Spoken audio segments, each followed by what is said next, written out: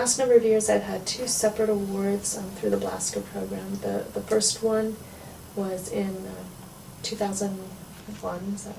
Mm-hmm. That's right. And that was for a program called PURE, which is Pre-Undergraduate Research Experience. And that program was designed to increase the number of underrepresented students that we see in science here at USD. So it's particular to this campus and particular to students in science.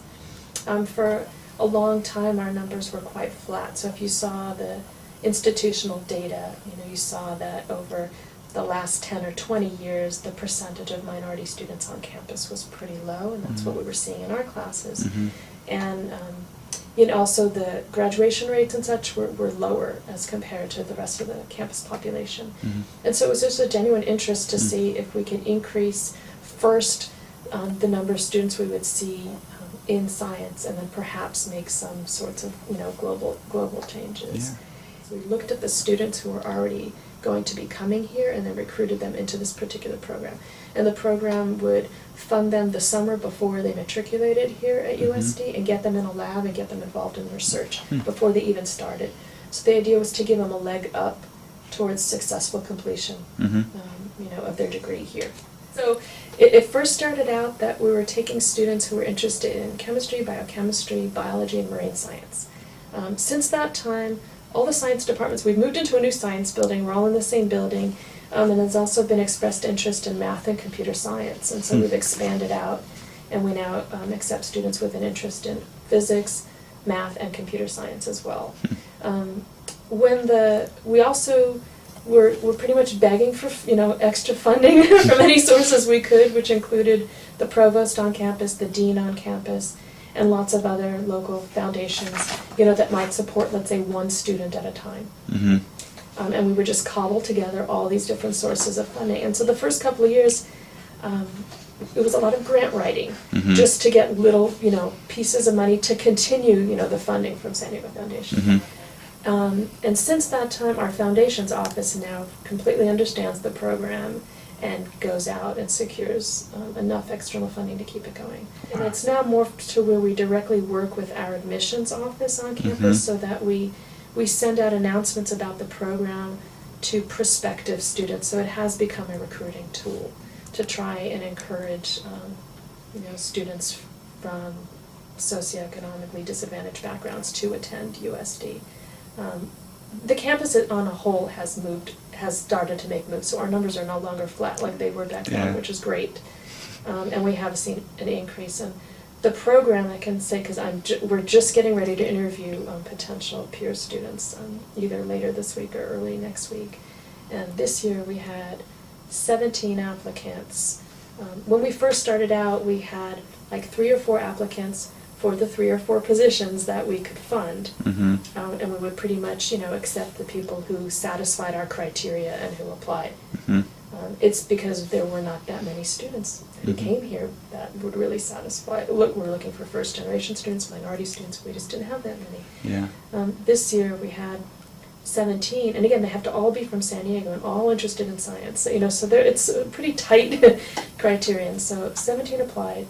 We're not going to be able to fund or place 17, and so in recent years it's been funding limited, but also space limited. So we have to be able to place them in good positions, and so we're now a little bit more selective even about the students that we take in, and I think that's been a little bit good for the program to have a little bit of selectivity. When I first started my position, one of my colleagues, Tammy Dwyer, and I, we have a similar interest in research. She did a lot of work on nucleic acids, coming from the more structure and dynamics approach of those molecules, and I had more of a synthetic background, and we always talked about what we could do if we had this one instrument, time and money all at the same time. You talk about vacations that way, but we talk about research that way.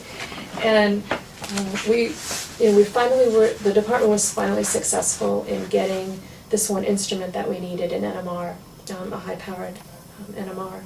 And then we decided, okay, once we had that instrument, we were ready to do some research that we had been talking about that would allow us to draw on our individual strengths and bring them together. As well, both Tammy and I are graduates from local high schools and have always been very involved in the local education community, kind of the K through 12 community. And we thought, well, again, San Diego Foundation was a nice place to go to try and take our research, so grow our research program, but while also finding a way for us to bring some of our results back into the community, because it's something we naturally do anyway. It's something we enjoy doing. And so we designed the project, which again is something that had been stewing in our brains for a couple of years, when we finally figured, okay, now if we can get the money, we have the instrument, and we'll be ready to go. And so we designed a project that was going to be taking some of the non-natural nucleosides I had been working on synthesizing, putting them into DNA, and then we could cross over on doing the structural analysis. The project's been hugely successful. We've published several papers in top-notch journals. We've involved numerous students. There's usually at least 2 or 3 that have been working on the project since the inception of the project that was stated there, and it's, again, still ongoing. Great. So the research project itself, and we're still publishing on results that are coming out of that funding. And 2 of the students who worked with us that summer were also graduates from local San Diego high schools. And one thing we did just following that grant was we went back to our high schools. So like where I graduated from, where Tammy graduated from, where the students did, and went and talked to some of those students about research in general and encouraging them to become more involved in research. And I mean, the publishing that we've done has included those students. There's always student authors on all of the publications that we have. And those students are now, one of them is in pharmacy school at UCSD, one's in local industry, one's in graduate school in Colorado, one's just finishing, she just finished here, she's going to Johns Hopkins to keep going on into graduate school. These are just the names that are popping into my mind, the students who have been working on this project since we started it. So it's been great. For us professionally, it's been really fun. It's an expectation in this department that we're always engaged in undergraduate research with students. And so it's very important to have projects that are suited to working with undergraduate students and that can support their work during the academic year and over the summer. And so getting this going was hugely important.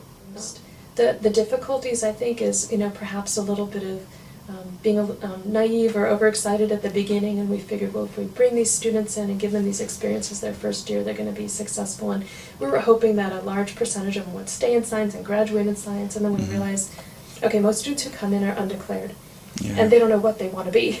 And so we sort of had to change the mindset that if they're graduating successfully, that's a success. They may or may not decide to stay in science. We can do our best to encourage them, but if they decide to choose something else, that's fine. I mean, we are a liberal arts institution, so we do encourage people to try things out and find out, what they enjoy, and so that's fine.